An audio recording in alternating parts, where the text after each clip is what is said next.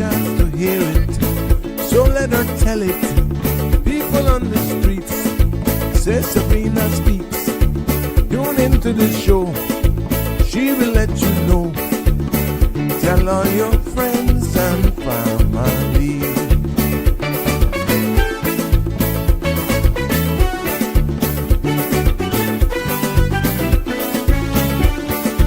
Real talk is no joke. You get the news straight up from grassroots and concerns. You hear some people gone. So tell all your friends to tune in to the Good evening, show. Cayman. I'm Sabrina Turner, and welcome to Sabrina Speaks, your daily dose of clarity, truth, and community insights. Every weekday from 5 to 6:30 p.m., we're tackling the issues that affect you, from national headlines to grassroots concerns.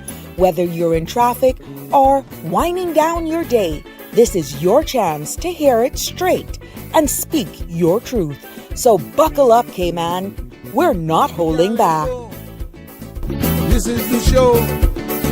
We gotta let you know. Now we got to go.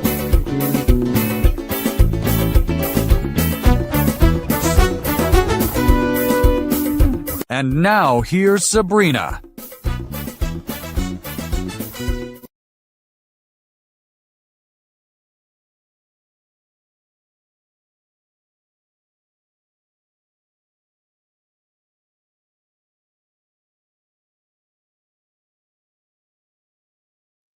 Yes, hi. Welcome to another episode of Sabrina Speaks. Yes, tonight we're talking about law that touches every one of us right here in the Cayman Islands. And what law or piece of legislation I'm referring to? I'm referring to the Cayman Islands Defense Act and the regiment, that act actually created. And we will also get into when the regiment was first introduced. It was presented at that time as a helping hand and a team that responds to hurricanes, floods, and emergencies. A force to stand shoulder to shoulder with us in times of crisis. But as the laws are written in ink, not in speeches. And what the law says matters just as much as what we're told. So let's break it down together in plain Caymanian terms. That is the aim this evening. I am Sabrina, and welcome to this episode of Sabrina Speaks, Voices of the Islands, Conversations for the World, the podcast where voices rise, stories unfold, and inspiration takes center stage. Now, the content you're about to hear, including any discussions or opinions from myself, guests, and our participants, is intended solely for general information and entertainment purposes. It's not a substitute for professional legal, medical, or financial advice. I encourage you to consult with a qualified professional for your specific concerns. Now, Bridge Media Limited and all its affiliates disclaims all liability for any decisions or actions taken in reliance on the information presented here. 345-936-8255 is the number to call and be a part of this discussion, because you are so important to this discussion, and definitely we always want to hear from you. I'm still fighting the fight of whatever it is I'm fighting, but I'm not going to let it get the upper hand of me, and we have to continue to bring it real and live. I was telling Sandra earlier on, I can't say I'm not going to show up to work because I can't spread my bugs with the office staff. The only office staff is Chance, and even him is not even around. So I'm here, and I'm going to deliver to you as promised and to the best of my ability. But before we're going into any more, let me share with you the weather forecast for tonight and into tomorrow. Now, the synopsis calls for residual moisture from a trough is expected to lead periods of cloudiness and an increased chance of isolated showers across the Cayman Islands over the next 24 hours. Now, light and variable winds and seas are expected from Wednesday morning, and satellite images show a scattered layer of clouds across the Northwest Caribbean. The forecast for tonight called for partly cloudy skies with a 30% chance of showers. Excuse me. Temperatures will fall to the mid 70s. Winds will be east to northeast, 5 to 10 knots. This evening, varying to the east to southeast, 5 to 10 knots from late tonight. Seas will be slight with wave heights of 1 to 3 feet. Now tomorrow, called for partly cloudy skies with a 30% chance of showers. Temperatures will rise to the mid 80s. Winds will be east to southeast at 5 knots or less. Today, veering to the south to southwest at 5 to 10 knots from late tonight. Seas are smooth to slight with wave heights less than 2 feet. Sun will set this evening at 6:05, and tomorrow sun will rise at 7:02. Tomorrow, sun will also set at 6:05. Hope you heard it, Jimbo. The outlook is for an increase in cloudiness and showers from late Thursday night as a cold front approaches the Cayman area. Expect fresh northerly winds and rough seas from Friday morning as the associated high-pressure system builds over the southwest United States, and a small craft advisory will be in effect. So there you have it. We have another cold front that'll be gracing our shores, which we welcome. We prefer that, I know, instead of all of the hot temperatures that we normally have here, and it is a welcome to be here in our area. So there you have it for the weather. Make your plans accordingly, and definitely exercise caution when you're out on the roads.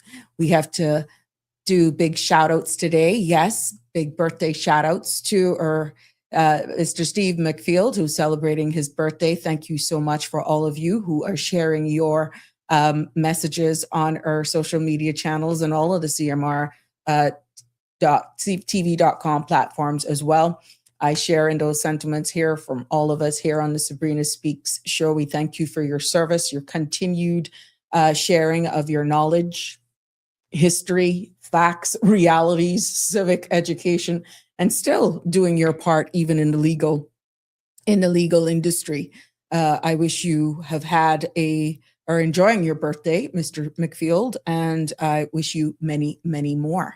So happy birthday to you from all of us here on the Sabrina Speaks family. And for those of you who want to share those wishes, feel free to comment on either pages or all of them so he can feel the love.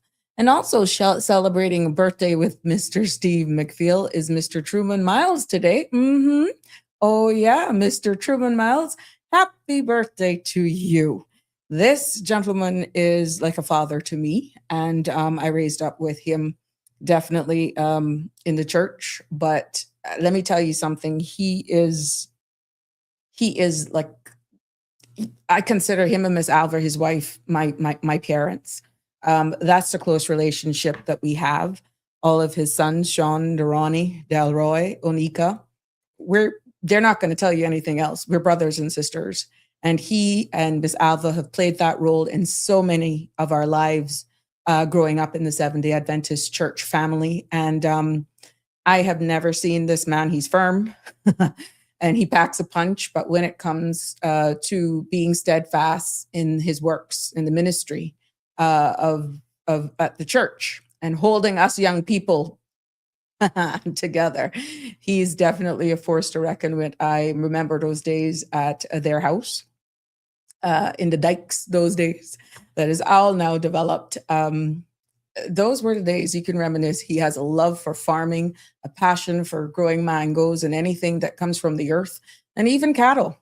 So yes, Mr. Truman, thank you as well for all that you have done in being one of the foundation and cornerstone of Seventh-day Adventist Church, especially Georgetown Seventh-day Adventist. And you've definitely left your mark also in the emergency response, where you were in charge of our ambulance drivers, ambulance officers, call it what you may, prior to your retirement. You are an electrician as well. And from what I'm understanding, you did the electrical work in my grandparents' house right there off of Elgin Avenue back in the day. So look, kudos to you. Many, many more birthdays from all of us here on the Sabrina Speaks family. And I love you beyond. I thank you for the role that you have continuously played in my life, and you continue to play. And thank you for everything that you have done. And that's both of you gentlemen. And I wish you all the best and many, many more birthdays to come. So yes, continue to share the birthday greetings to Mr. Steve McField and Mr. Truman Miles on our social media channels. And we thank you both for all that you continue to do. And I can say on behalf, Mr. Truman, of all of your children, that's all of us, your biological, your church ones, your surrogates, and even those that were attached to you almost like a magnet. From all of us today, happy birthday, Daddy. We appreciate and we love you lots. There you go. So let's see who's here. Connie Bonnie, good evening. How are you? Yes, it's good to have you here with us. And Harry Brandon, oh yes, you're here as well. Good to have you join us. And we're going to get into it, though, before we start asking all of the questions, Harry. So allow me to at least present it. I love your feedback. I love your dialogue. I love your participation. Thank you so much. Marshall is also here with us this evening. Damian Henry, good to have you here as well. Yes, Kim Norris shares the love. Hello, beautiful Sabrina. Yes, yes, yes. I did before bed. Yeah, tea. Yeah, I've been doing that. A lot of this mint tea with ginger and stuff.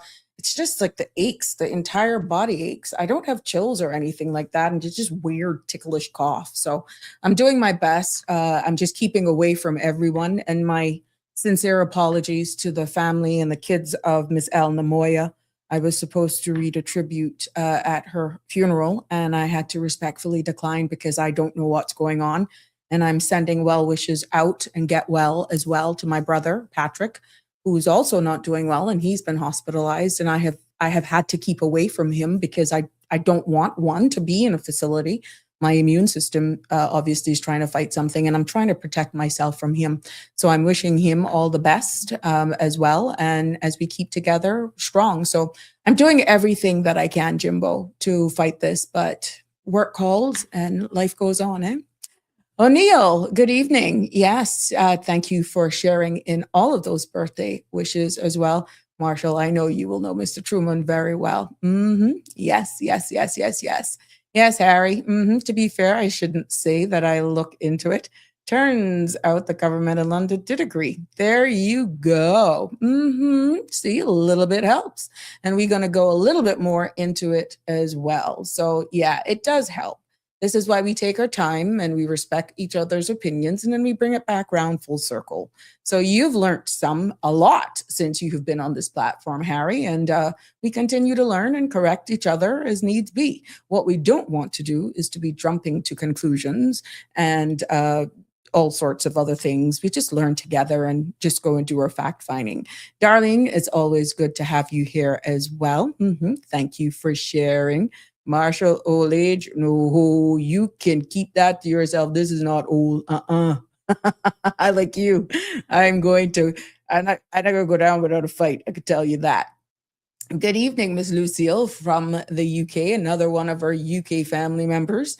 Yes, happy birthday to Mr. McField is what you meant to say, I'm sure.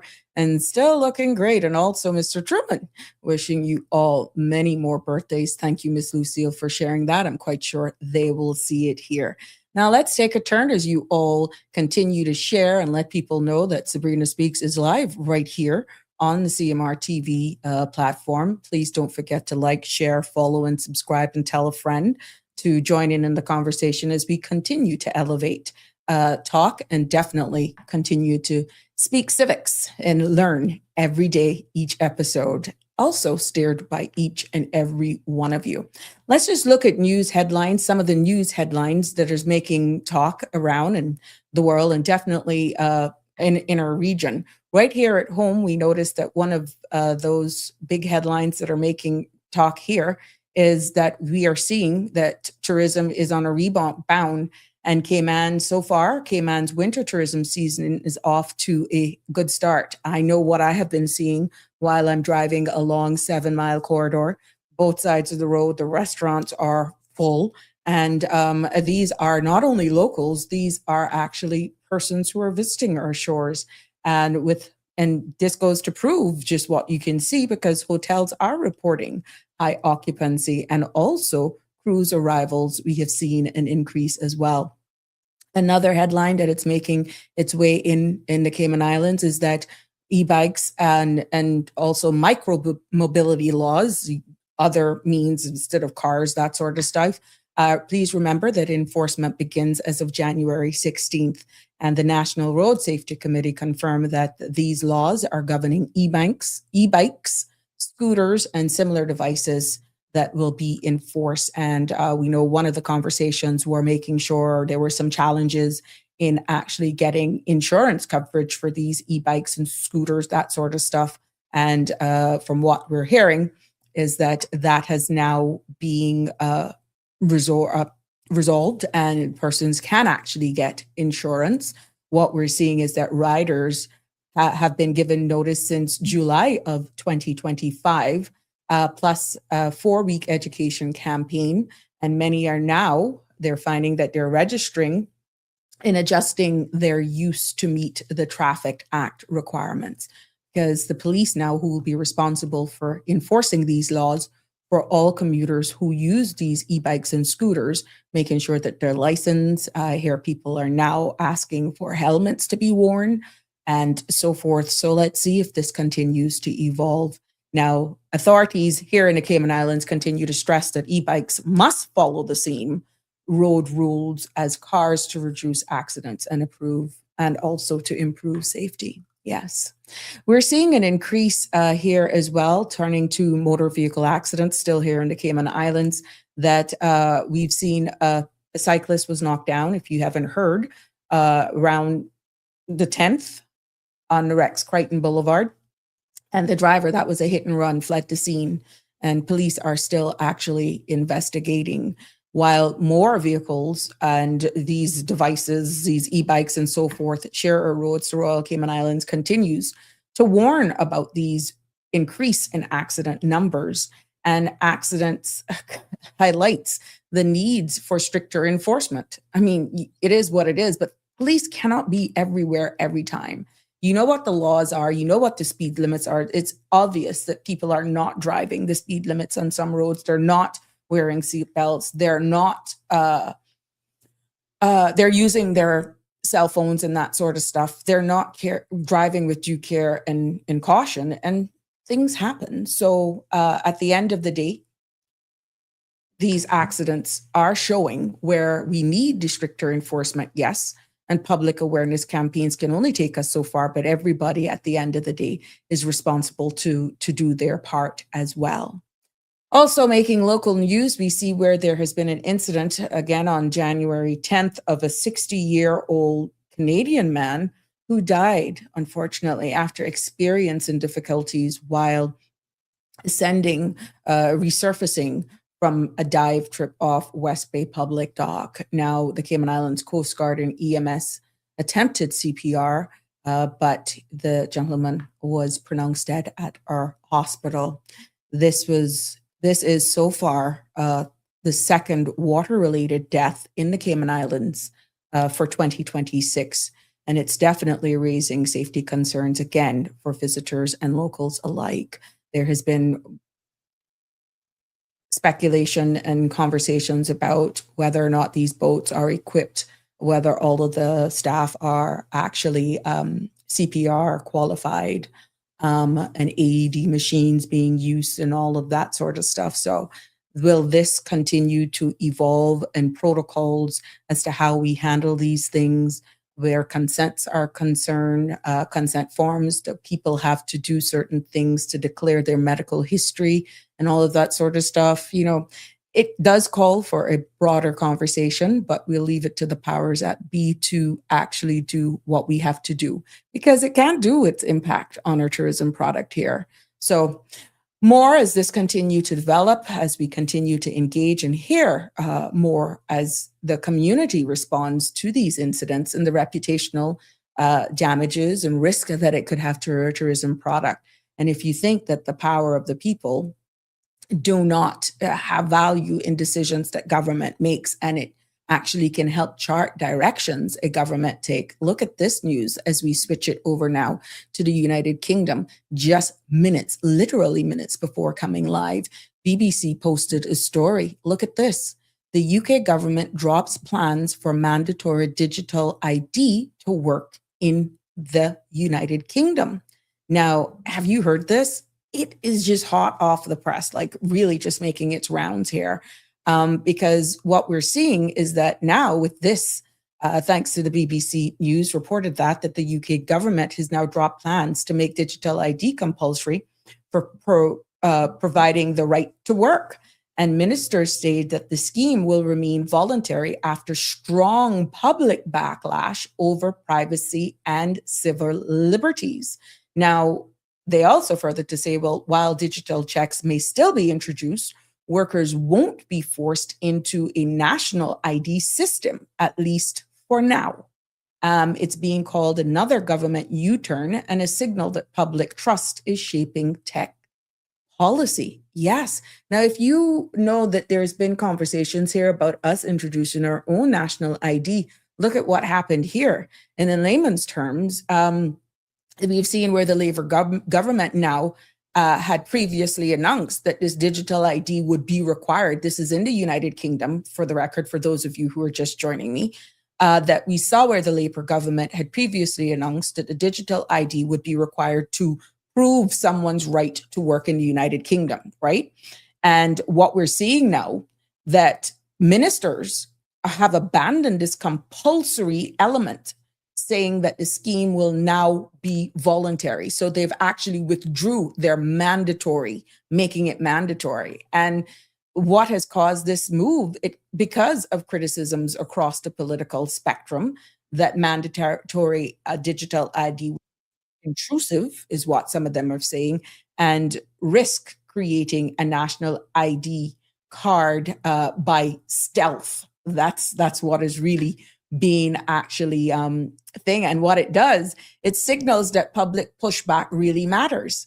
And the government, is showing it's listening to concerns about privacy and also surveillance. Now, dropping the compulsory element here reassures citizens there in the United Kingdom that they won't be forced into now, as previously announced, into a digital ID system. And even though while the compulsory ID is off the table, ministers still say that they're committed to digital right to work checks, though.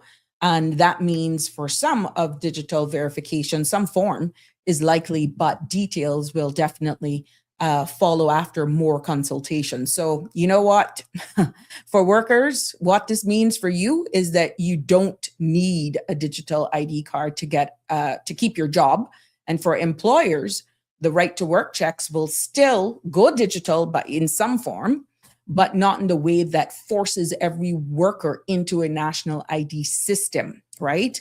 And where it comes from the political side of things, I'm seeing here, it shows right now how technology, privacy, and migration policy is colliding with the debates and how governments balance control, even with public trust. So there you go, latest there. And you hear us talking here, the importance of giving feedback and the importance of speaking out.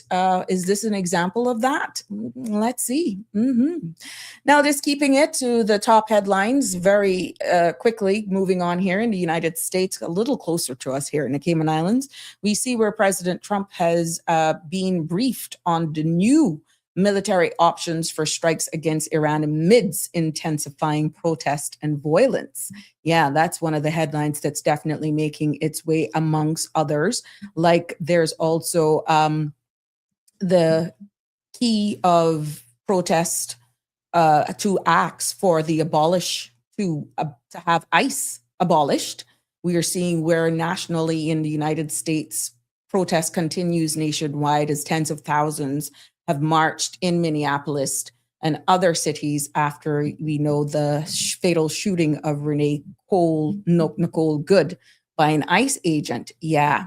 So a new survey shows that 42% right now of Americans are now supporting abolishing ICE in the highest level since the agency was created back in 2003. And demonstrators are framed around this ICE's use of force and its role in immigration enforcement. So really, that's what's happening and what is continuing to make news headlines over there in the United States, just like this one as well. Look at this. Just before noon, I saw where that headlines are just going all over social media platform that the Clintons refuse Epstein's testimony.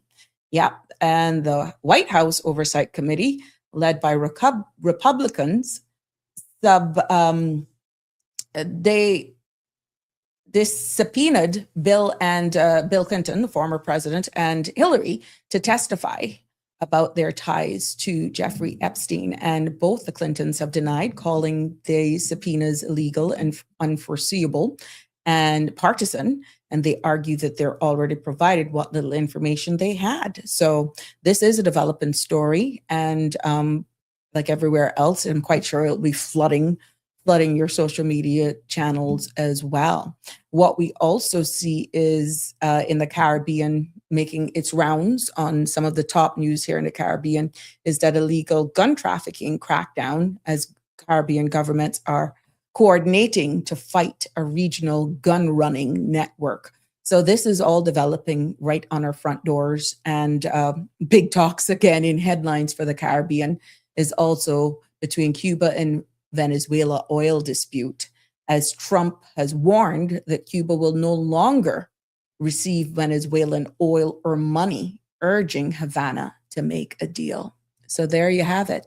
That's the latest on the headlines that are making it locally, United Kingdom, United States, and definitely right here in our Caribbean region.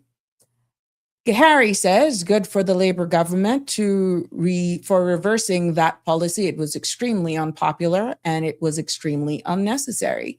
They keep doing this ridiculous thing of passing a policy, knowing it's going to be unpopular, to reverse it a couple months later. There you go. Cornish Man 72 says the UK government realizes that it will be booted out at the next election. That's the only reason. And Harry continues to say, or what they do is that they get told there's a crisis. They go, it isn't a crisis. And then 3 months later, announce a plan to respond to the crisis they think doesn't exist. Starmer is the worst prime minister in history. Bring back Boris. That is a statement made by Cornish of 72. And the real Michelle, hey, how are you doing today on this fabulous Tuesday? Well done, UK, she says. And Harry says, we just got to get the Online Safety Act scrapped. Well, we'll definitely keep to see where that is. There we go. So, Damien Henry. Yes. The UK Prime PM keep having U-turns on his stupid policies. We won't go down without a fight. They can't penalize us for not managing and controlling the borders. There we go. So Real Michelle said, so glad to hear that citizens have awoken, pull the plug on adherent control. There we go. So let's get into the history of the Defense Act of 2020.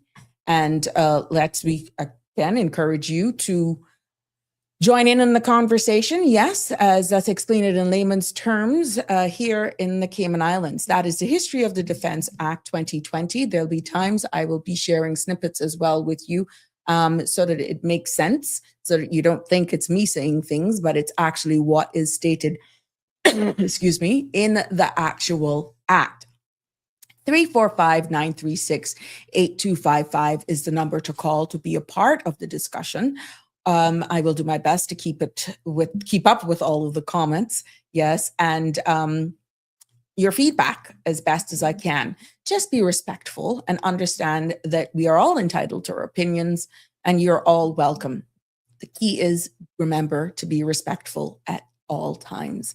So let's get straight into it. And we know that you were asking about the Defense Act of 2020. First of all, we have to go back into history. And like I said, you're welcome to chime in at any point in time.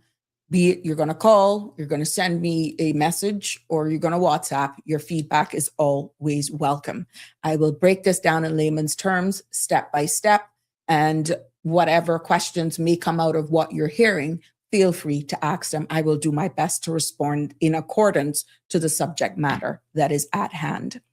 Now, the Defense Act of 2020, when I did my research, is the Cayman Islands law that formally created the Cayman Islands Regiment. So in simple terms, what that is, it gave the regiment its legal powers, and it also explains its duties. Its duties meaning defense, disaster relief, and support to the Royal Cayman Islands Police Service and Coast Guard. And that piece of legislation sets out how it operates under the governor's authority. Now, I know that based on the discussions that we had, it was constitution. We went into the act itself, the powers of the governor, whether or not at any point in time our regiment officers can be sent to war. All of that I'll cover. I aim to cover in this segment of Sabrina Speaks, or in this episode of Sabrina Speak. But let's go back a little bit into giving you a backstory. And you have to understand where we're coming from in order to understand how we got here. Now, we know that us here in the Cayman Islands has always relied on the United Kingdom for defense. Contrary to what you may feel, you have heard me said all the time, proximity matters, hence the heavily influence of the United States and even Canada, right? Regional as well. As far back, when you look, going back to the colonial era, as far back as the 1600s, Jamaica's governor was told to oversee Cayman security. And by the late 1700s, for historical context, Fort George was built in Georgetown as a small local fort. It still is there today. Okay. Now, after 1962, when Jamaica became independent, the Cayman Islands, as we know, and still is today, remained a British overseas territory. And then on, the United Kingdom alone was responsible for Cayman's defense. Plain and straight, it's just the facts. Now, for decades, what we have seen here in the Cayman Islands is that Cayman had no local military unit, only police and civil authorities. Now, disaster response, as we can see, relied heavily on outside help, especially after hurricanes. And that's where we have to raise our hats until the formation of the regiment to our fire officers. And those were the guys who were going out in the height of all of our hurricanes and storms and pulling people out and that sort of stuff with their equipment. We raise our hats to our fire officers, right? Going back for historical context. 2019 to 2020, we have acknowledged now that the United Kingdom helped establish the Cayman Islands Regiment as part of a broader push to, at that time, to strengthen resilience of overseas territory jurisdiction. And the regiment then was designated to focus, hence the birth of it, on disaster relief, humanitarian aid, and limited defense support. Okay? When it comes to the Defense Act of 2020, that was passed by the Cayman's Parliament law, officially created the regiment, hence its birth. It needed a piece of law in order for it to make sense.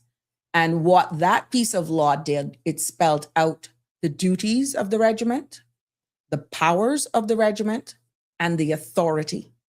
And in short, which we will go into it a little bit more, is that the duties of the regiment, as stated by this law, is defending the islands.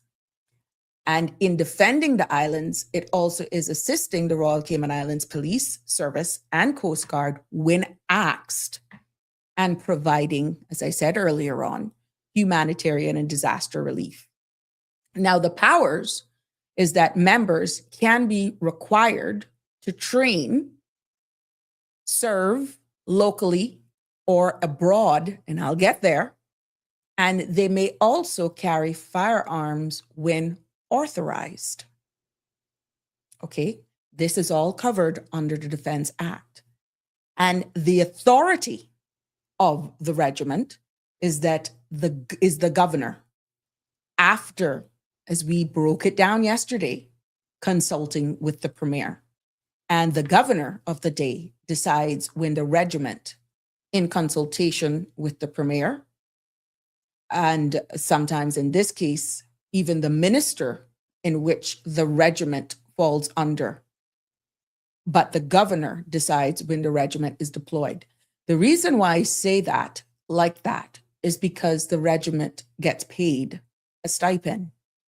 And currently, the current construct of how the governor's office is structured, even though it's under her decision or their decision, that position's decision to deploy the regiment, for them to be paid, those funds are then out of the ministry in which the regiment falls under for them to be compensated. Only because the governor's office does not have an output to pay them. Okay, so bottom line is, in consultation with the premier, and of course, decides when the regiment is deployed. But it is a harmonious relationship, not only with the premier, but also the minister of that department, of responsible for that department as well. So what it means is that Cayman now has somewhat its own local force, but for clarity, it is not a full army. It is a small train unit forced on resilience. The United Kingdom, for the matter of this conversation, still handles big defense matters like military threats, in which we're seeing the geopolitical climate around us that has actually brought a lot of conversation. And what we're seeing is that the regiment is more about helping Cayman stand ready until help arrives.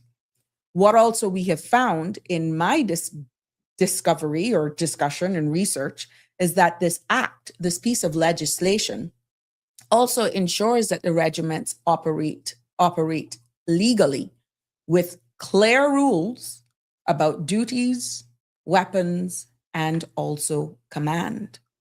So you may ask, where do we stand? And I'm hoping that how we're breaking this down now at the end of the day, it brings a little bit more context. And as we continue to educate and understand a lot of these things here, that it will all make sense and add in to what we're saying here. So in a nutshell, for what I did from an historical context, is that the Defense Act of 2020 is Cayman's way of pretty much saying, we have our own regiment to help in disasters, support the Coast Guard and the police, and provide basic, very basic defense if needed. But the UK then is still responsible for our overall protection. Okay. Some were saying, well, then what was the purpose of having it? Why was it formed? Again, I am responding to a lot of the questions and commentary that was made on previous episodes. And the regiment was pitched as a unit to help during hurricanes, floods, and other natural disasters. And it was decided that, as a support team in relief operations, delivering supplies and assisting in communities.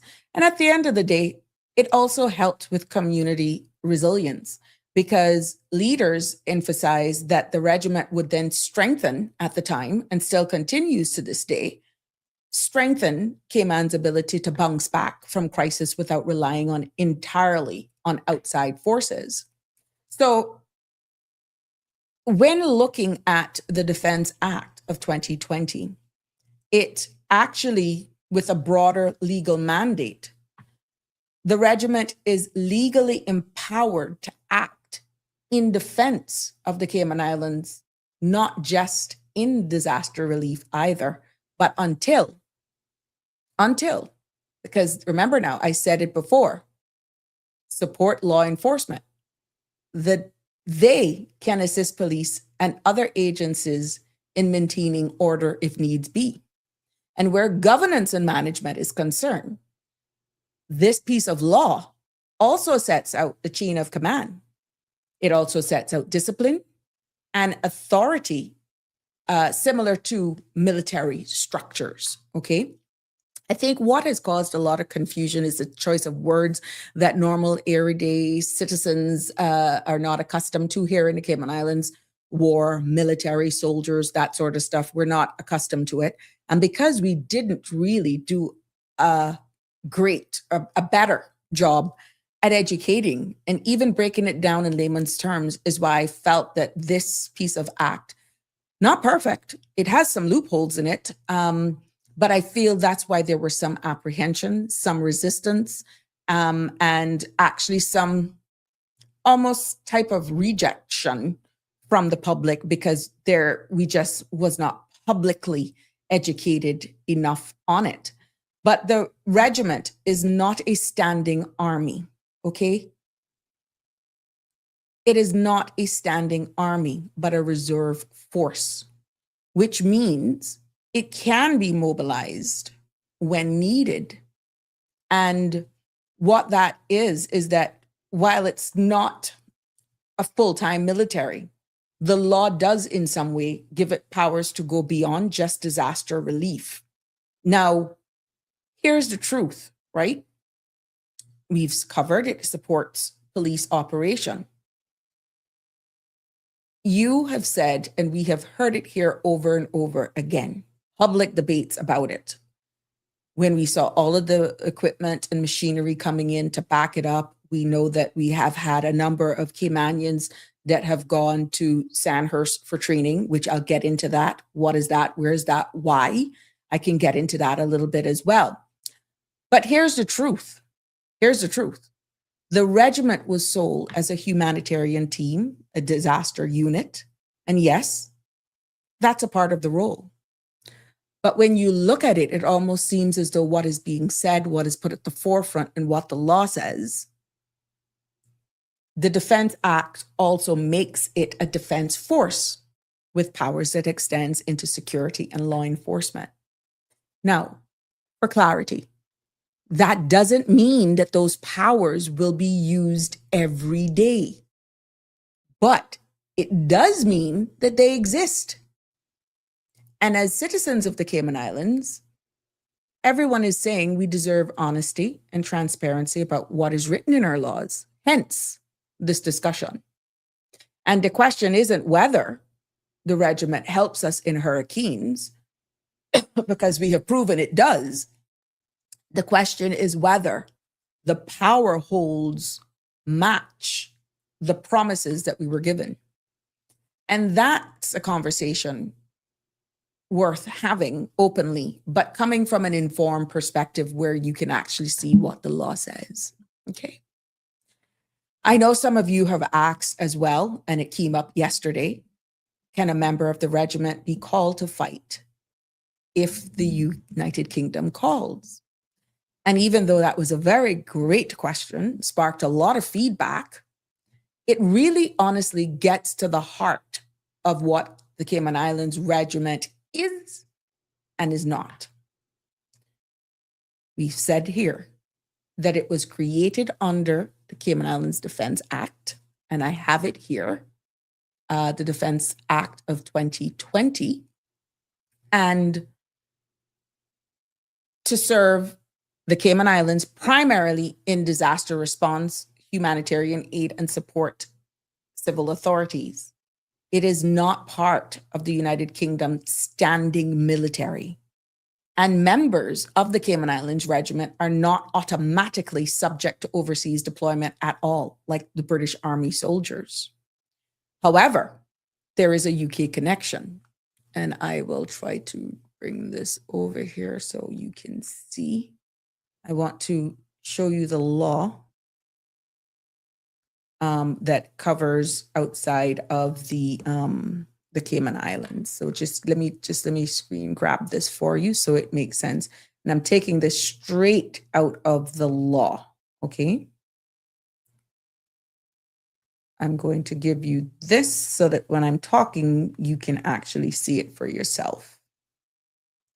But yeah, what we're seeing now about whether or not they can serve, let's pull this up here.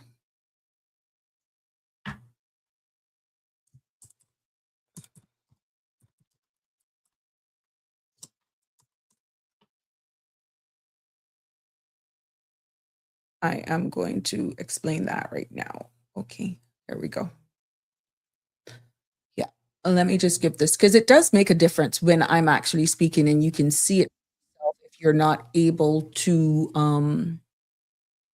do it yourself.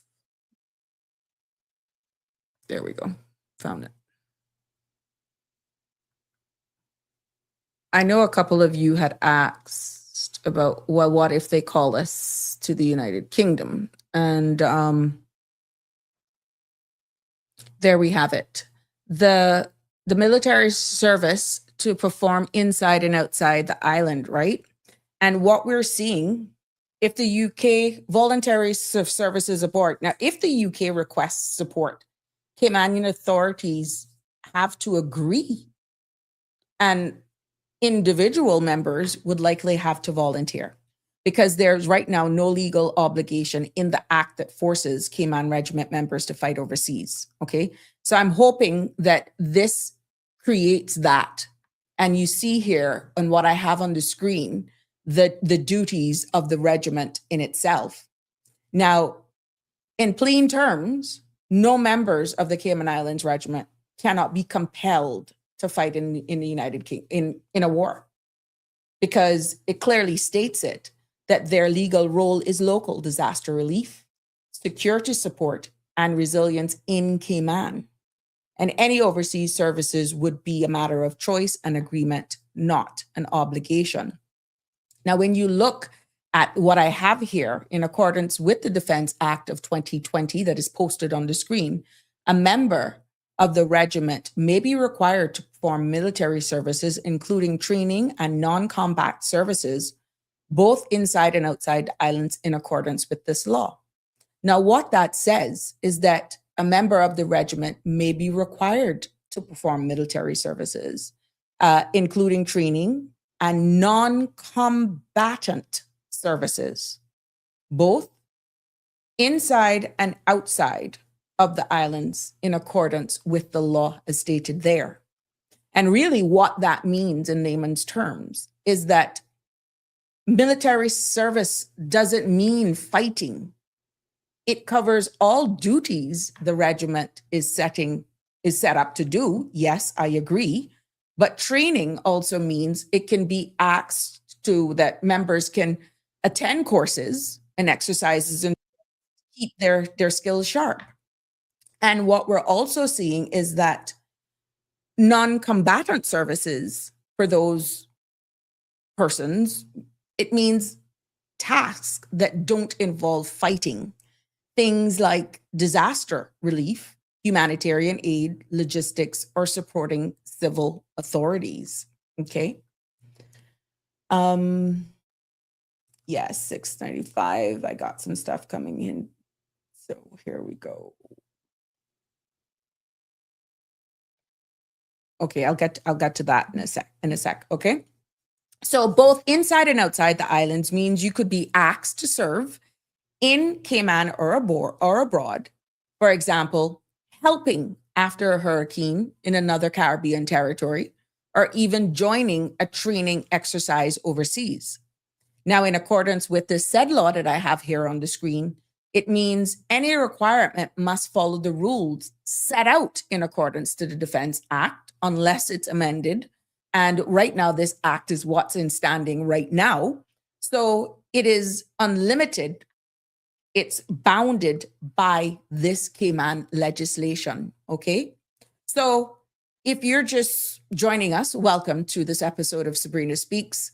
We're talking right now about the Defense Act of 2020 and exactly about the regiment and its powers, its functions, its duties, how they perform, and whether or not the United Kingdom can actually summon them to go to a war. That's where we're at. So in plain translation of what that is that if you join the Cayman Islands Regiment, you must agree that you can be called to train regularly. You can be called to help out in emergencies, and we have seen that demonstrated here locally, and possibly travel abroad for training or humanitarian missions. We have also seen that here, but not be automatically sent into combat or war zones, as the law emphasizes non-combatant duties, okay? So I'm hoping we can actually calm those fears down with those choice of words, okay? Now, we saw where some of our own Caymanians have actually been sent off, and congratulations to our Caymanians who have had the honor and the privilege to have attended, paid by the Cayman Islands government, the Royal Military Academy of Sandhurst. Now, what that is, people may hear of it. It's a British Army's premier officer training school that is designed to prepare future leaders, both from the United Kingdom and abroad. And for that actually trains them for command, discipline, and responsibility. And when I double checked on Sandhurst, their motto is serve to lead. And every officer in the British Army regularly or reserve trains before they are actually commissioned. And again, me looking further into it, the officer training, what we've noticed with Sandhurst that our Caymanians, a number of our Caymanians have actually attended. All British Army officers, regular and reserve, as I said, are trained there. And cadets learn to lead soldiers responsibly. And, you know, we have a very active cadet team here in the Cayman Islands that even has a fire cadets, a sea cadets that operates under the Coast Guard. And they are continuing to blossom and bloom as they transition then possibly into the regiment or into the uniformed services as well. But what we are also seeing at Sandhurst is that cadets also learn to lead soldiers responsibly, embodying the Academy's motto, serve to lead. And when we talk about combat readiness, training of our officers ensures officers are definitely prepared to lead in battle and operational environments. In our case, it's non-combatant, but it actually plants the seed in the event that they migrate, that they get other job opportunities, because that's what we do in investing in our people. Now, there is an international reach when it comes to Sandhurst. Many nations send their officer cadets and officers, period, to Sandhurst, recognizing its high level. It's actually being named as World-Class Military Academy. And for those of you who are wondering, well, where did that come out from? Because there's a similar one in the Caribbean. Back in 1947 was when that was founded, after merging with the Royal Military Academy, Woolwich of 1741. It's amazing how far back you can go to see understanding history and bringing it forward to how we can benefit our young men and women here and around the world, and of course, regionally. But this is going back from as far back as 1947, and then it goes even further back to 1741. And again, its foundation was off the principles and from even the Royal Military College of Sandhurst of 1801. So more of the history is that it became the sole center at that time for Army officers' education in the UK back in the 1970s. They were the only one. And it included women officers in 1980s. Can you imagine? Making it fully integrated, because prior to that, female officers were not allowed. And what it actually does is that standard commissioning courses can last up to 44 weeks. That's how long these courses can be. And what their courses embodies is military tactics, leadership, physical endurance, ethics, and international cooperation, because there are times maybe you got to be lobbying and making deals with other jurisdiction. So the Sovereign's Parade, where cadets graduate in front of dignitaries and families, because they have a ceremonial highlight at the end of all of their training courses as well. So you may say that, what does it matter? The Cayman Islands has spent thousands of dollars in investing in our locals. We have an established piece of working legislation, the Defense Act, that created the birth of the Cayman Islands Regiment. The Cayman Islands government passed and I can say passed and continue to support them presently, have supported investing in our Caymanians and have sent Caymanians over to Sandhurst for training, and in some cases even for refresher courses. But when we talk about our Cayman Islands Regiment, we cannot ignore the Royal Military Academy of Sandhurst. We got to give them kudos because of the type level that is training that is being offered. And we have our own graduates there who have benefited and who have climbed the ranks and continue to climb the ranks. And what it means for us is that Caymanian officers who attend this facility and who are trained there are receiving training to the highest international standards of leadership, discipline, and resilience. And we can see that in the way that they turn around and execute their duties here, and they come back and they impart their knowledge. And they have to maintain that as you create the space for succession planning in the administrative arm of the Cayman Islands Regiment. Now, what they're doing is that they're just not learning how to respond to hurricanes or even to deliver aid. In this training, they're being shaped into leaders who can command and make decisions under pressure and carry the weight of responsibility for their teams. And what we're also seeing for Cayman and why it matters, it means that our regiment isn't just local. It is just not a volunteer group of people who just go to get workouts and to just, this is a huge responsibility. It's connected to global tradition and even to military leadership. And our officers bring back with them, for everyone who we invest in and send offshore, they're able to go away, get those skills, the values, and the credibility that strengthens our own local regiment role here at home. And what we're seeing in the Defense Act that defines the powers, Sandhurst defines their character. And I thought that was so, when you put it all together, that is what is shaping the regiment. And for us in the Cayman Islands, it is actually can be a force that serves, leads, and protect us in a time of need.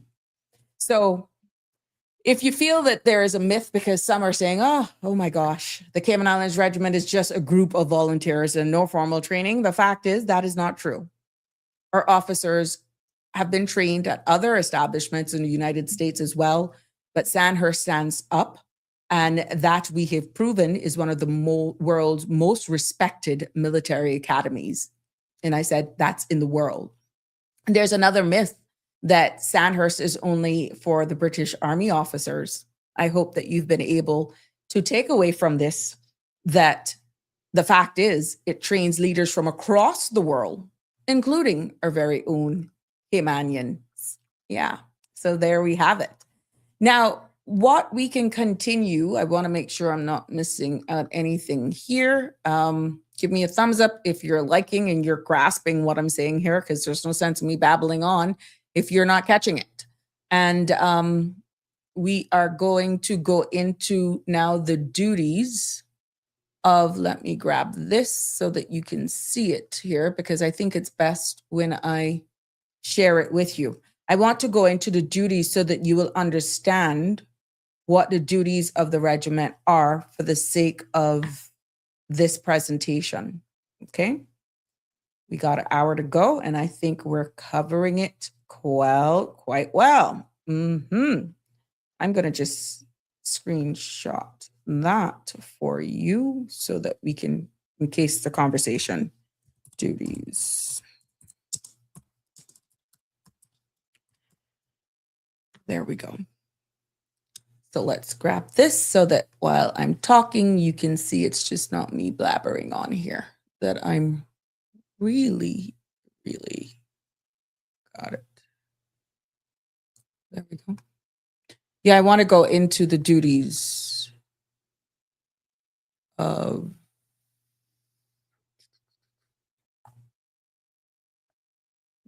the Defense Act. Yeah. So we got to make sure that we can actually help all of our, show them the support. There we go. Once we have our people duties, there we go. Now I'm going to bring it in.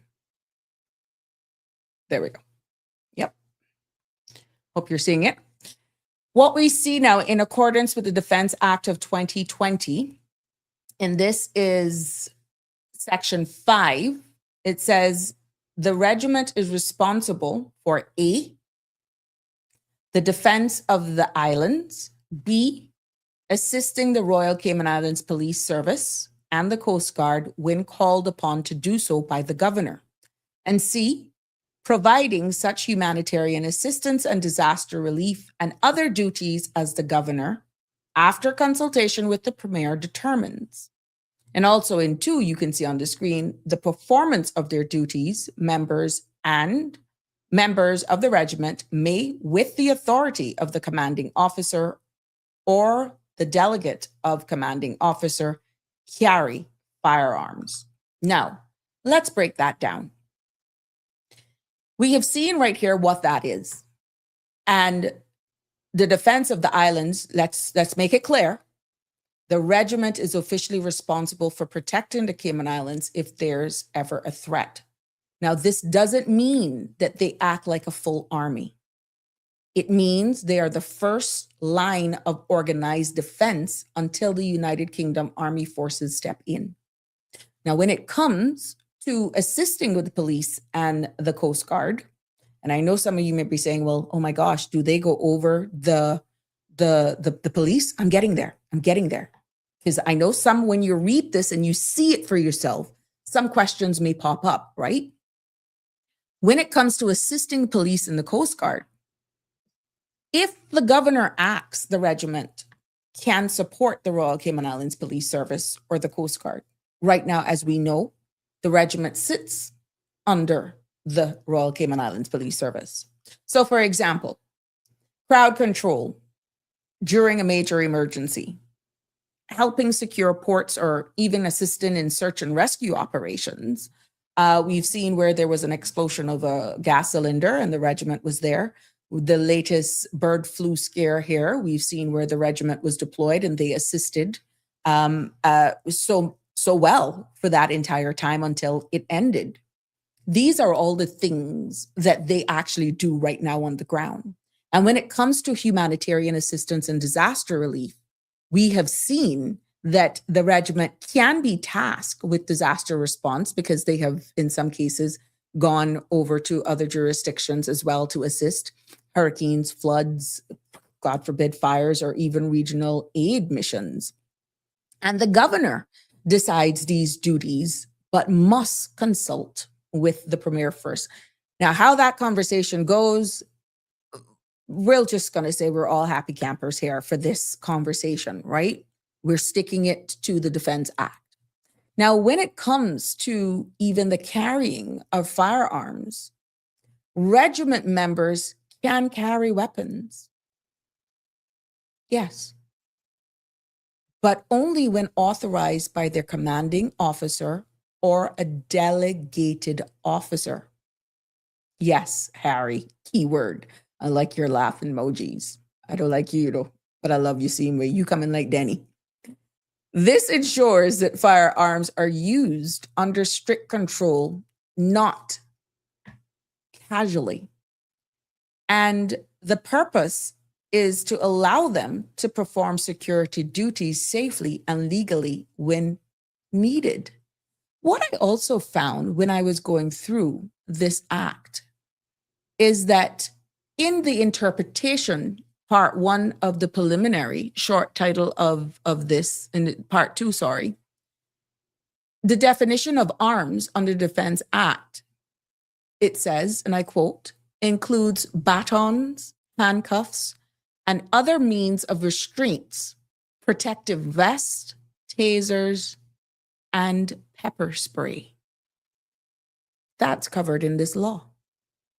I'm just letting you know. And at the end of the day, the meaning as defined under the defense law of the Cayman Islands Regiment means the military force established under Section 4 and referred to as the regiment. Now, Section 4 says continuation of the regiment, subject to and in accordance with this law, there continues to be raised and maintained in the islands a reserved military force known as the Cayman Islands Regiment, consisting of a reserve force and shall comprise such member of officers and persons as may from time to time determined by the governor. And a part of that you can see is where I went into the duties of the regiment, which part 3 was right there, okay? So one of those is that they're allowed to carry pepper spray. Now, plain translation of what I was saying of the regiment being a multi-force is that they defend Cayman if needed. In addition to that, they back up the police and the Coast Guard when called as well. And also, the regiment provides disaster relief, humanitarian aid, and they may carry, as I just said, firearms, but only under official orders. That led into the question then, does it mean then that the regiment takes precedent over the Royal Cayman Islands Police Service? Let's make it clear. Let's just explain how the powers then line up, how they all come together. The Royal Cayman Islands Police Service is the primary law enforcement authority in the Cayman Islands. They handle crime, of course, public order, and policing duties day to day. Now, the regiment in itself, the Cayman Islands Regiment, is not a police force, okay? Its duties are defense, disaster relief, and support as outlined in the law. And the governor's role is that the regiment can only assist the Royal Cayman Islands Police Service or the Coast Guard when called upon by who? The governor. When called upon by the governor. Now that means that the Cayman Islands Regiment does not act independently, nor do they take over policing. Okay? And the Firearms Authority, regiment members, as I stated, may carry firearms, but only with authorization from their commanding officer. Now, I know a lot of you are maybe just a little taken back by the realities of that. And you can see on the screen as well, the governor acts in the governor's discretion. 7 says, except as provided otherwise in this law, in this exercise of the governor's powers to duties under this law and other enactments relating to matters of defense, including armed forces, the governor shall act in the governor's discretion, which ties straight into what Denny was saying yesterday. Okay, but it's a little bit muddled because here you have the law in actually black and white. And I shouldn't even say actually, because that kind of dilutes what the power of this law is, that clearly outlines exactly the powers and the duties and how it all came about. So when it comes to answering that question, do they take precedence over the police? No, it doesn't take precedence over the Royal Cayman Islands Police Service. Now, egos need to remain in check because sometimes we know what happens when the adrenaline rush is there. It is clear they do not. The Royal Cayman Islands Police Service remains the lead agency for law enforcement. And what we're seeing is that, again, for repeat and to make sure it sticks, the regiment supports them when the governor requests it. Okay? For example, in a major disaster or even natural disaster. Excuse me. So in practice, the RCIPS here in the Cayman Islands leads, the regiment supports, and the Defense Act makes that clear. They are complementary, not competing. That statement right there speaks a lot of the type of leadership then that we will need and in understanding their role. Okay, at the end of the day. So we looked then at it being reservist, voluntary, stipend, and a lot of these persons are actually working in the private sector. And this is why I'm saying there are some loopholes, and one that stands out to mention is that for those persons who volunteer in our regiment, who are, let's say, not working for a government body, it was a question that was asked, do they cover releasing employees without there being any disadvantage should they get injured, if they're sick, especially for private practice, or in the private sector. And how that works, as we're stated here in the Defense Act, is that, unfortunately, I couldn't find anywhere under the Defense Act where should a volunteer who's working in private sector actually get injured or whatever, that, they're covered. It's not explicit, right? The Act, again, established the regiment, first of all, its powers, its duties, and its structures. It was focused on disaster response, security support, discipline, and definitely command. And employment protection, the Act, as I stated, does not directly regulate private sector employment contracts. Neither does it actually cover benefits. We have the Labor Act here of the Cayman Islands that applies to all employers and definitely covers employees. But the key protections, what we're saying, is that in written contracts, employers must, let me use the word must, provide clear terms of employment. And I think this is one of the elements that should be now including in all contracts, that should their employees be inclined to volunteer as a member of the Cayman Islands Regiment, that somewhere in there it's baked into their contract. Okay? Because it is an option for persons who may wish to.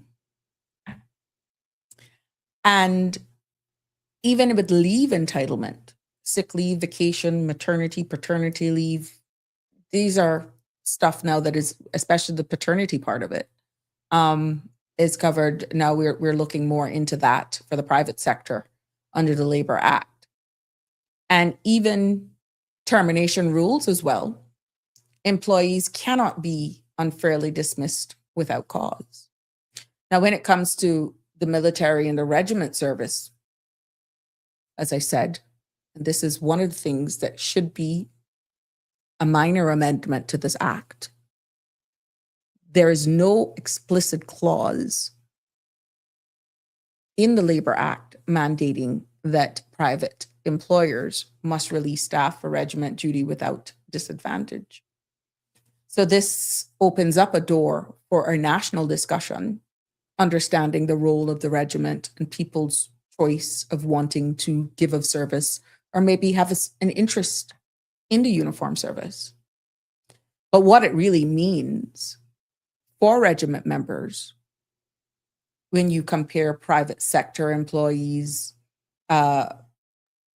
public sector employees, and just looking at overall best practices, when it comes to public sector employees, government workers, to be honest, may have policies that actually allows them to release persons or allow their staff for regiment services without a loss in pay and benefits and that sort of stuff.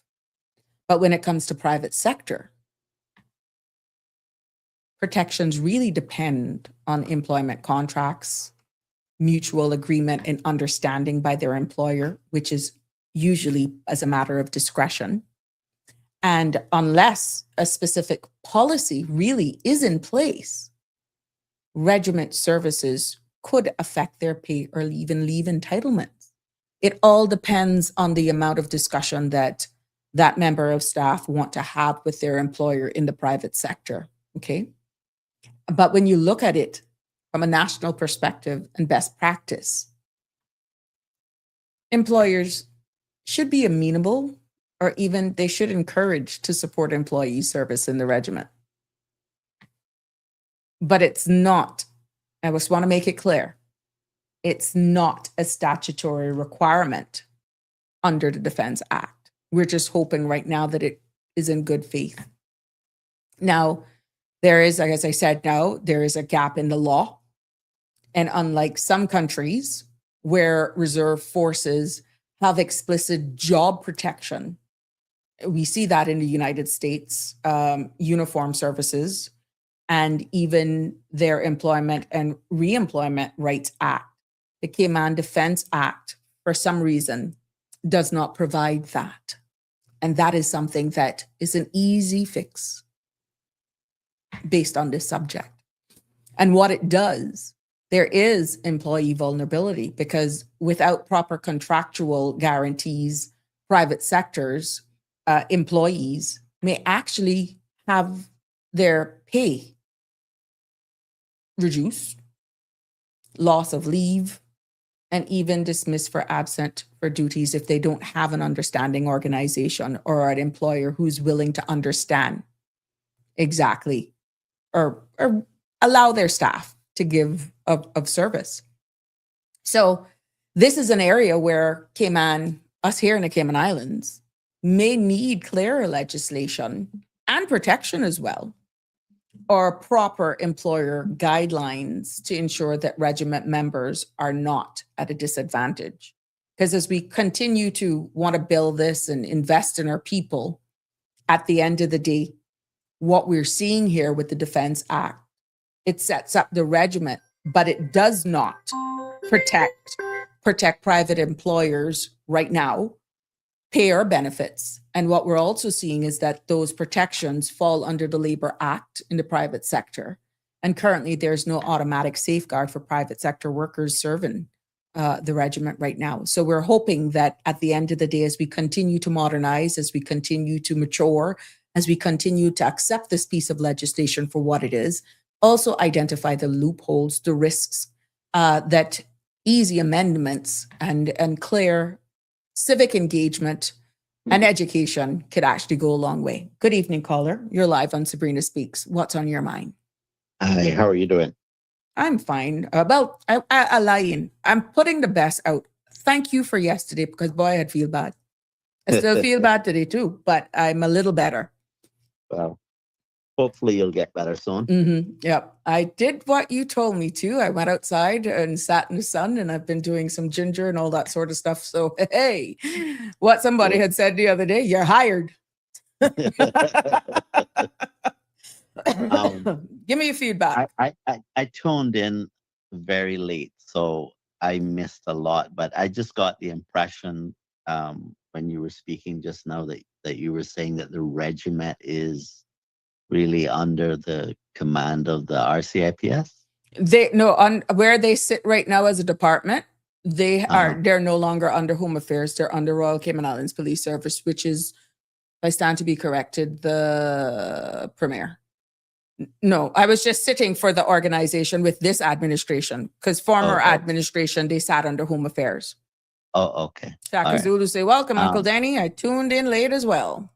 Hi.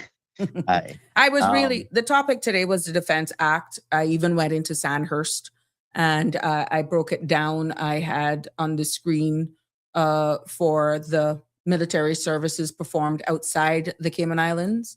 And I also read in a little bit about the continuation of the regiment and the duties of the regiment. I went into detail in accordance to law. My understanding of the duties of the regiment is that they're responsible for defense of the islands entirely. When it comes to internal matters, they would normally assist the police in relation to whether the police needs assistance in the something. Coast Guard. And the Coast Guard. But that power is separate and apart from their general obligation of defense of the islands, meaning externally. So, which you see, the one of the things that if you go to section 3 of the law, a member of the regiment may perform military service, including training and non-combatant services, both in and outside of the islands in accordance to this law. Right. But you notice that first comma? The first comma comes military services, comma. Right. So that means that a member of the regiment may be required to perform military services. And military services isn't going and get a latte. Okay. Including, but the key word is non-combatant services. No. So they wouldn't be, is what they're saying, intent. Who's saying the law and by interpretation. Now, it could be from a different perspective. No. That's just separate. They're separate clauses. So what it's saying is a member of the regiment may be required to perform military services, comma, and now a separate clause saying including training and non-combatant services. So in other words, the first clause is combatant services. That's why it's specifying including, because if military services meant non-combatant, then it wouldn't make sense to go on to say including non-combatant services, right? And then comma again, and then it's saying both in and outside of the islands in accordance with this law, meaning that those two previous clauses, this last clause applied to both of them. So military services could be both in and outside the island, and training and non-combatant services could also be in and outside of the islands in accordance with this law. So it's not that this is saying non-combatant services. This is saying combatant services and training and non-combatant. Yes, it did. Yeah, this is what it's saying. And for the sake of those Again, because I know it's a little small on the screen. Section 3 says, and I quote, a member of the regiment may be required to perform military services, comma, including training and non-combatant services, comma, both in and outside the islands in accordance with this law. So outside of the island, or let's say inside of in the Cayman Islands, either of the 3 islands, right? Mm-hmm. You someone who's a member of the regiment may be required to fight a war. Hmm. And they may be required to do training inside of the islands. And they may be required to do non-combat. This is the hurricane cleanup now, Mhm, non-combatant services. Or if they're outside of the islands, they may be required to do conduct in a war outside of the islands. They may be required to do training outside of the islands, or they may be required to do hurricane cleanup outside of the islands or some other non-combatant service. Okay. So it's not limited to non-combatants. That's not what that's saying at all. Now, I know politicians was trying to make it sound as if it was about cleaning up in the aftermath of hurricanes. Yeah. But that's not what the text said. And this is one of the things I put to Mr. Howell when he was in the town hall meeting with the bill. Right? No one should be under any illusion that if your child is in the military, that they cannot go to war. You should not be under that illusion. I'm not saying necessarily that's a bad thing if we have a justified war and we have to defend ourselves. It is what it is, right? But we should not be of any illusion that that can't happen. That it can't be a reality. There was a question that was posted by Harry that obviously with the amount of commentary that was going on, I just wanted to get what I needed to deliver out today. It says, when the governor deploys the regiment to aid the police, how much power do they receive, even if under the oversight of the police? Now, even if, go ahead. What do Take you a jab mean? at it. When the governor deploys the regiment to aid the police, how much power do they receive, even if under the oversight of the police? Well, if it's a police operation and they need the military, then for the part where the military is needed, the military would have to decide, because the commissioner of police doesn't have military training. So even though you're assisting the police, it would be whoever's in charge of the military would have to make a decision about what military involvement is needed to do the goal that the commissioner of police is seeking to achieve. So would that then rest on the decisions of the commanding officer of the regiment? Yeah, yes. That's their job. They command officers to achieve a certain objective. Yeah. But then it's just saying then that the police, when the question was, well, who then take precedence once the governor deploys the regiment? Is it still the police, or it all depends on the situation? Yes. In other words, if it's a police operation, to the extent that it doesn't involve fighting or whatever to a certain degree, it's police work. Yeah. But if something escalates beyond the capacity of the police, right, then he's handing that aspect of it over to the regiment. Yes, which is why it's so technical and imperative that in the high-ranking positions then of the regiment, that they receive training. And of course, this is why they're gone to Sandhurst. And we have a number of our locals and Caymanians as well who have actually been trained that the Cayman Islands people's money have paid. Yeah. Listen, I'm not against Mm-hmm. the regiment. Yeah. Yeah. What I was against when I first came out really hard on what the line that the government was giving us is that the government and the governor was willing to lie to us that this was about hurricane cleanup. I was just saying, don't speak to me like a child. Don't tell me nonsense that I know is wrong because you have it written down in writing that contradicts what you're verbally saying, right? But you know, defense is something that's necessary. Just level with the public.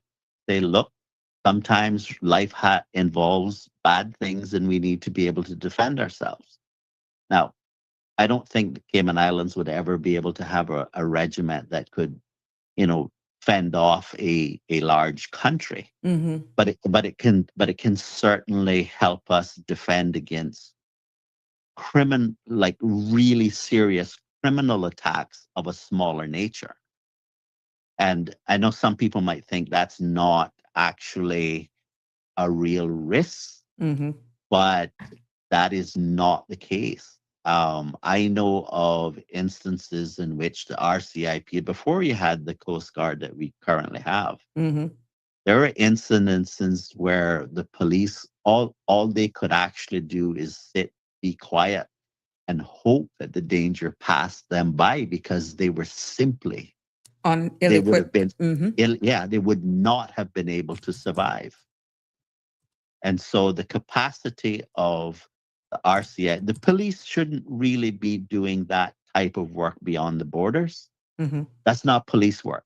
That's why we have a Coast Guard. That's a different style of defense. Mm-hmm. And the military is a different style of defense either, although the Coast Guard is somewhat closer to the regiment than it is Right. with the police.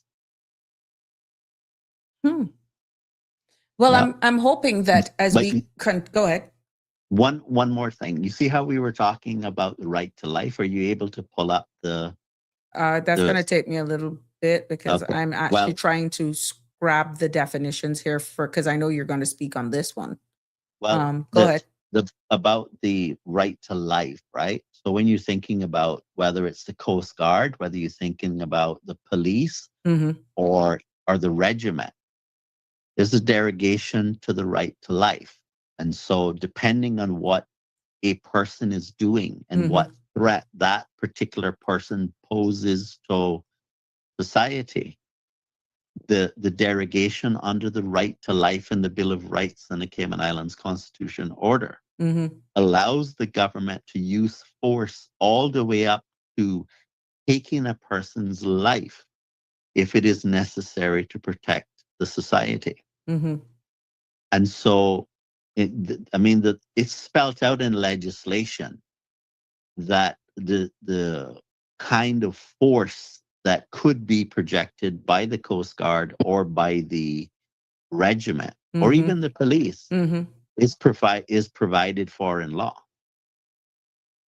Yeah, we see here, and I have, Harry, I'm going to get to trying to post some of these comments.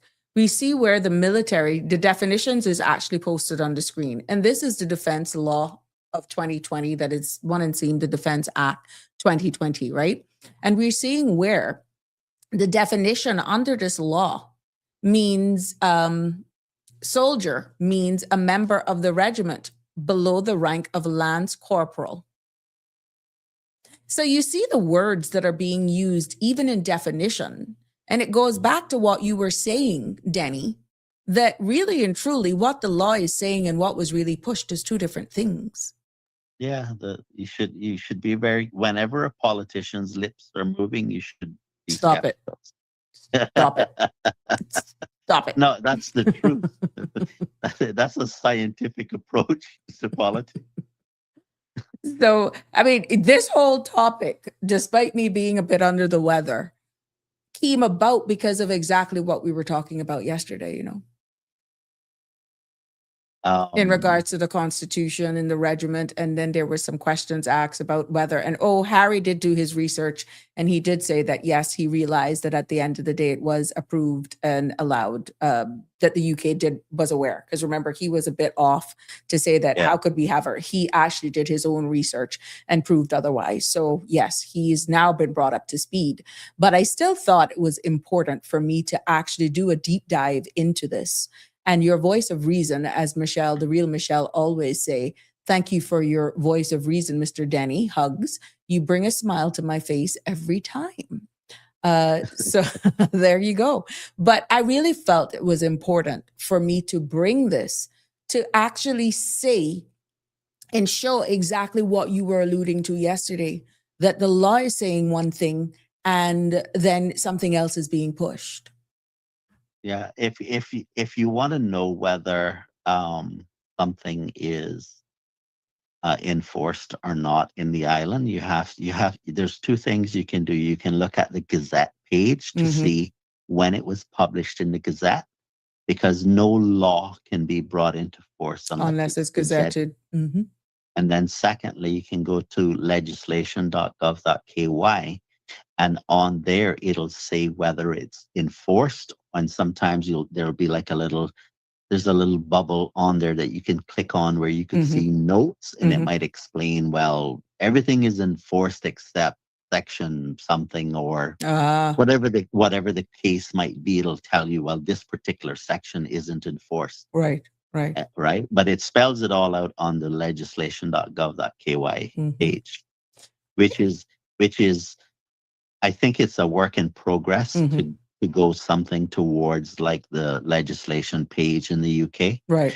But it's just really in PDF form at the moment. We have another comment I'm going to read two.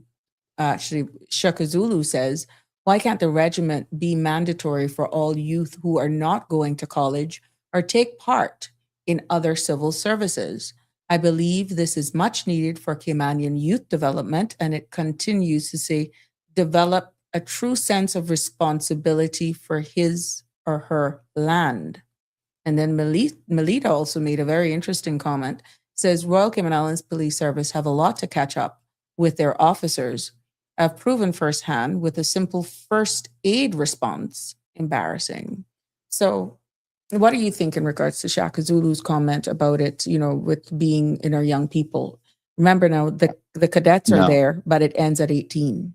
Well, I don't believe either the cadets or the regiment should be mandatory. And I know that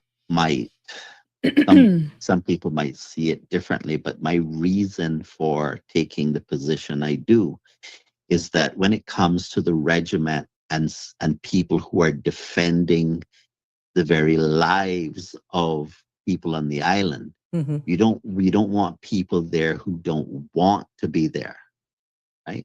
You want somebody who is there because they want to be. You understand? This is not like just some like desk job where if you do a bad job, it doesn't matter. You understand? Right. This matters. Everything you do matters, not just to yourself, but to the entire island. So this is you see, there's this idea that people, should be required. I don't agree with that. When it comes to discipline, we do need to be. We need to look at how families are able to survive, whether they're able to stay together, children get an education, you have employment. You need stability in homes. And one of the things we need to do is we need to get away from this idea where there's some people who think, like some women in particular think, well, I don't need a man. I'm afraid to tell you that the research contradicts that view. Children need both parents. And we need to fix the fundamental parts of society that's broken. And discipline is a part of that in how you raise children from the ground up. In single Um, parent, or be it one gender or the other, but the Yeah. importance of having both. Yeah, because men and women don't think alike, and I think that is for a fundamental reason. Because We don't. yeah, and there's the and but that isn't necessarily a bad thing, Mhm. because men and women have different roles in a child's life, right? There's That's another something. episode of Sabrina Speaks, Danny. Leave it to you. Yeah. Leave it to No, you. well, I'm just saying that when it comes to discipline, that Mhm. you need to work out discipline before you get to a military. Mhm. Mhm. Because when you get there, it's all about discipline, and it's about um, respect and commitment to a cause that's not for someone who is unsure about what to think about themselves and society. Harry is asking a question from yesterday. He says, and he corrected, question for Mr. Denny. He said yesterday the UK is a master of the art of deception. And sorry for that, but how could that be true when the UK has exercised its power to suspend constitution of British overseas as recently as 2009? Well, it's not one or the other. They So, have the power. They have the power to suspend. They even have the power to do that to what some think is the Cayman Islands Constitution. It's not really the Cayman Islands Constitution. It's the UK's Constitution for Cayman, which is why. but even with the amendments that Yeah. we were so involved in, you still say the fundamental core of it was written, which we shared that history yesterday, was written not by Caymanians, even though there were, I think in 2009, an amendment where what happened, the core of the Constitution was not written by locals. None of it was written by locals. We made suggestions, and the UK decided to include in their authoring of that document some of our suggestions. But it's not us doing it. It's that we made recommendations and they accepted some of our recommendations. But you have to go to the end of the Constitution order to realize that what it says, I can't remember the exact wording, but I'm going to paraphrase something to the effect of, notwithstanding the generality of the foregoing, the UK retains the right to legislate for good governance. Correct. And so what that means is that if things go wrong, they can exercise the nuclear option to step in. So they can exercise the nuclear option to step in and correct what they perceive to be going wrong. So essentially, how Cayman is functioning at the moment is that you have a government who has responsibility for administering the country, and we give advice to the governor on a number of issues, and one of them is security, because that's the governor's direct responsibility.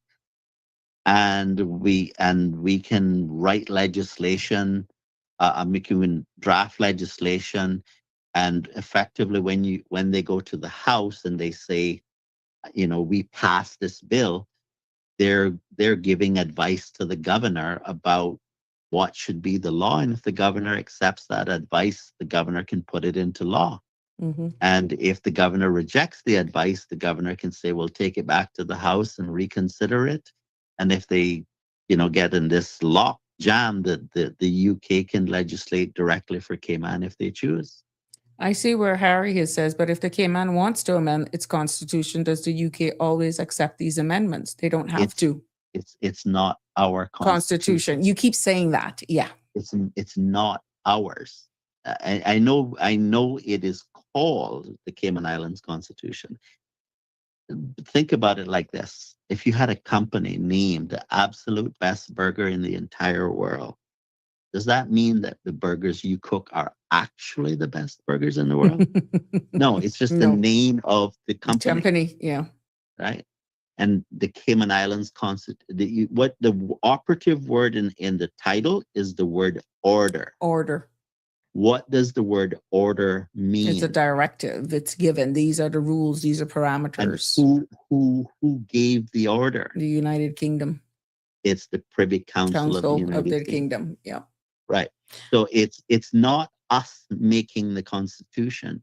It is the UK making a decree that this document will exist.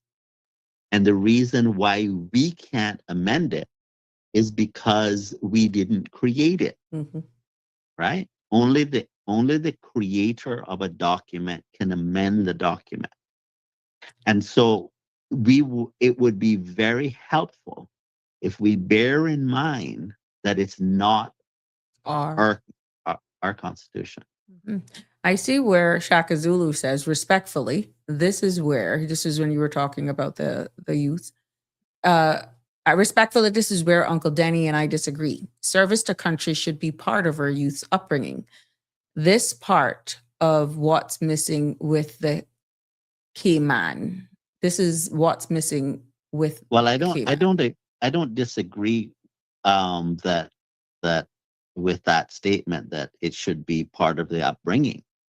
You see, the only thing I'm saying is that if you raise someone to do what she suggests, then that person would either say, well, I think I could serve in the regiment and do a good job, so I'm going to voluntarily sign up. Mm-hmm.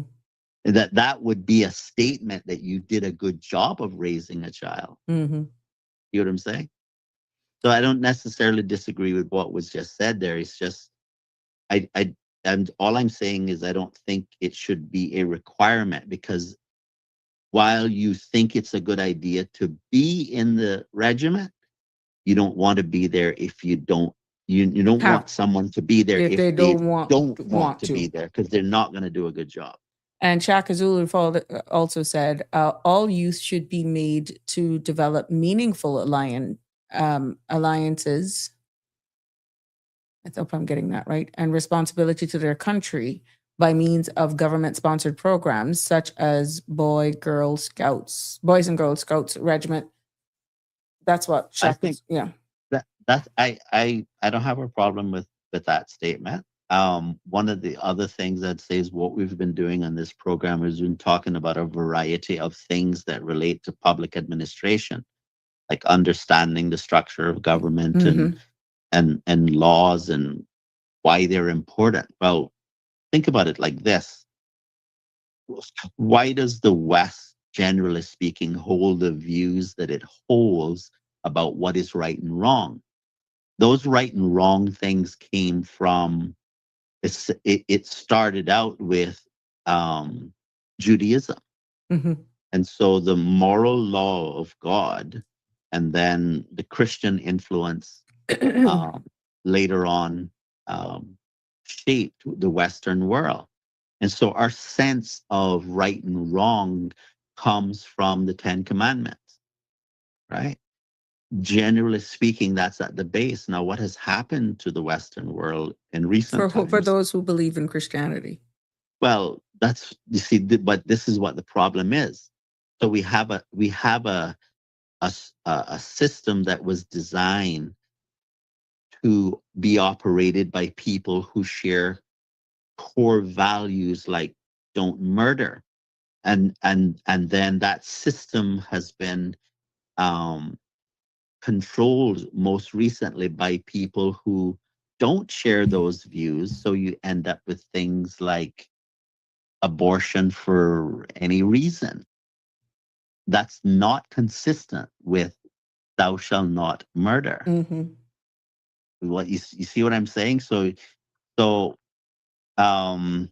you can say that you don't believe in Christianity, but it's I'm not talking about Christianity. I'm talking about morality. Right.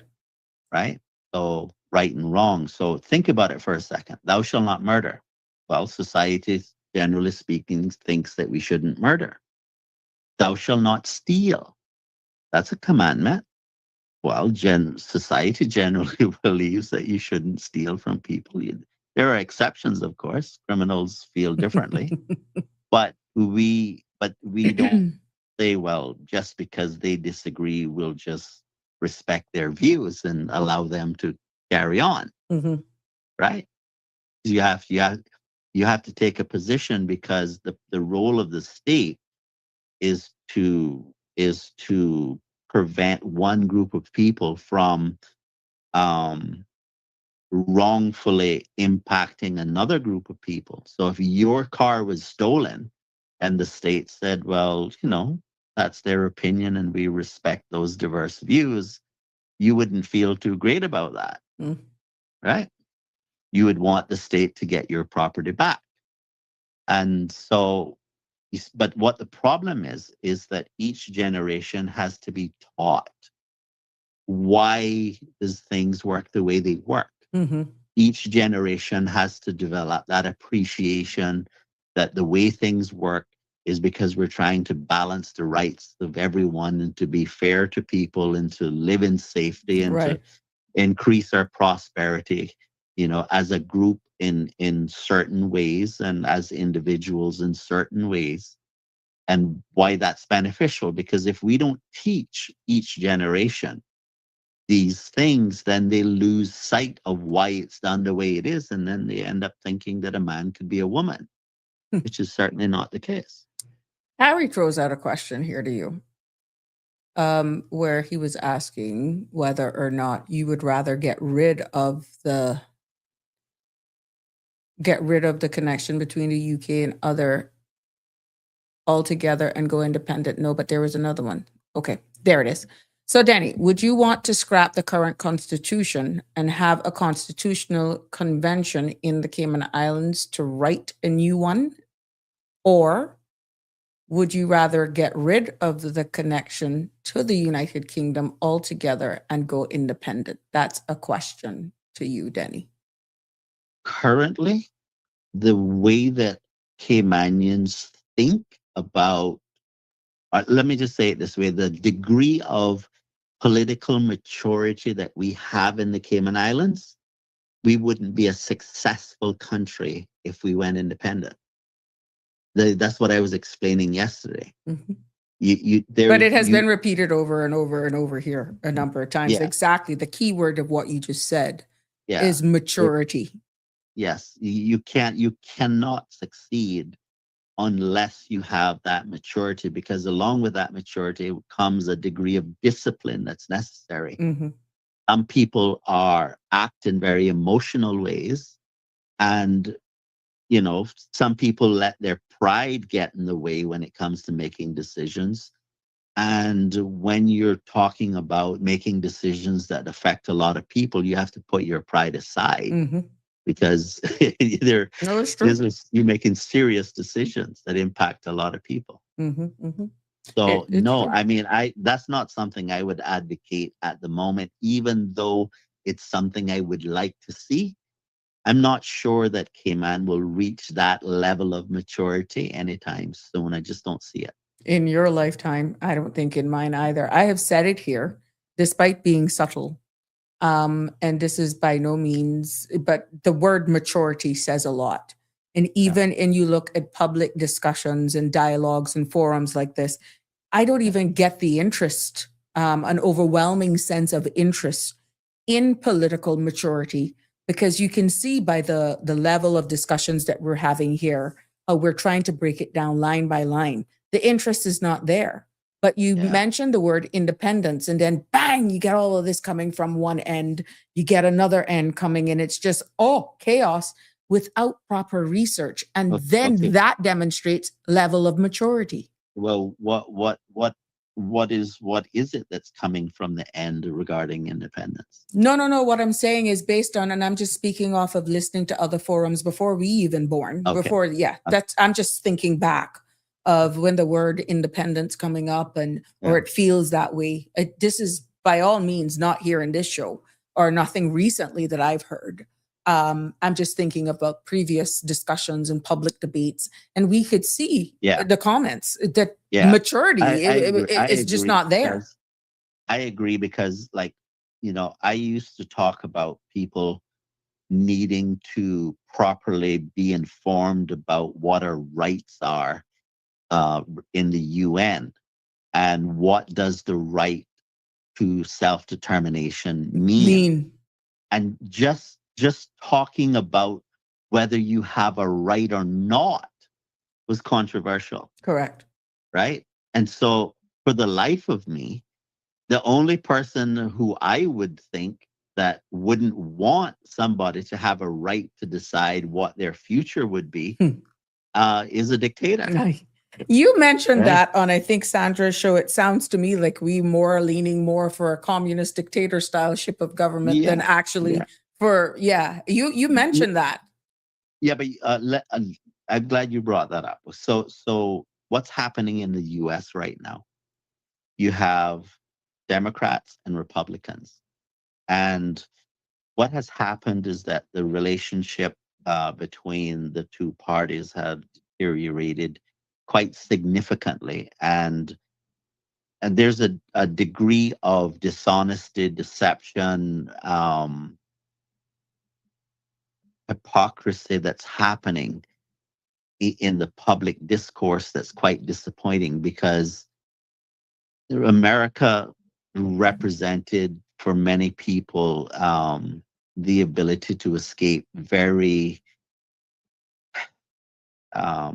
hostile environments in other countries. And so there is this view that when you see, for example, the Trump being elected, there is some that think, okay, on the right side of, I mean, right meaning the political Political right, right, yeah. that is a warning sign to those who are on the right. And the guy Mamdani Mm-hmm. is a warning to those who are on the left. And the way some people view it is that despite we have these extreme examples on both sides, it's almost as if people are not paying attention. Right? Well, it's definitely unfolding. You can read the yes, headlines, you see it. It is what it that's right. is. Yeah. And what you have to understand is that when they say democratic socialist, that doesn't mean it's a friendly thing. That's essentially communist, Mhm. right? And so the question is this: can you show me an example of communism anywhere in history that has delivered on its promises? Which goes into this question that Harry made about whether or not, oh my God, a question came in. Do you think that the Cayman Islands could keep its standard of living and its current tax regime if we were to go, if the Cayman Islands would go independent? That would depend on the political maturity. Again, it goes back to that. I'll give you a simple example. What does it mean to maintain that standard of living? Well, you'd have to be disciplined about spending finance and capital projects, and if you owe a bill, you would need to pay it. The day that you decide that you're not going to pay it, then that's the day that everything would come crumbling down. Because this is what I was talking about yesterday when I made reference to fiat currency. Yes. You hear the phrase in the US, the full faith and credit of the US government, right? Well, what that really means is that the US government is promising that if you lend them money, they'll pay you back. But you see, the US government is actually running a very sophisticated Ponzi scheme, albeit legally. Now, they'll put you in prison if you try to run a Ponzi scheme, but they're running a Ponzi scheme themselves, because what they're doing is that they're borrowing money. So when people buy 30 seconds. bonds, when people buy bonds, they're lending money to the government, And when the government can't pay for it, then they bring down the interest rates, they refinance in the hopes that they'll be able to better pay their obligations, and they just keep it rolling over as much as they can. That's a Ponzi scheme. There you go. Leave me there. Time does not permit us to go on. Thank you so much, Danny. All the best. Take care. Bye. All right. Bye-bye. Thank you for all of you. And I hope that you again enjoyed this very insightful episode of Sabrina Speaks. And wrapping it round as I close this evening's episode, readiness is not about preparing for war. It's about preparing for life. And I hope, based on the discussions that we've had here in the past 2 evenings, that you're able to see that more and more each day. It's about ensuring that we here in the Cayman Islands can stand steady, protect our people, and sustain our communities until help actually arrives. Contrary and exactly what the law says, it is what it is. The Defense Act gives the regiment its powers. We can explore that and continue to explore it, but it also brings us training. It has been a pleasure bringing you this episode of Sabrina Speaks, and because resilience isn't just the regiment's job, it's all of ours. Have a good evening. Love you all lots. Until tomorrow, have a safe and blessed Tuesday. That's a wrap for today's edition of Sabrina Speaks. Thank you for tuning in and for being part of the conversation. Remember, the dialogue doesn't stop here. Stay engaged, stay informed, and most importantly, stay empowered. We'll be back tomorrow at 5 p.m., same time, same place, right here on CMR TV and radio, where your voice matters and your truth is heard. Until then, Cayman, take care of yourself and each other. That's it for today's edition of Sabrina Speaks, where your voice matters, your story counts, and your truth is always welcome. Join us weekdays from 5 until 6:30 p.m. right here on CMR TV as we dive into the topics that matter most to you. Catch the show live or on demand at cmrtv.com. And don't forget to follow us on Facebook, YouTube, and Instagram so you never miss a moment. Until next time, stay informed, stay engaged, and always speak your truth.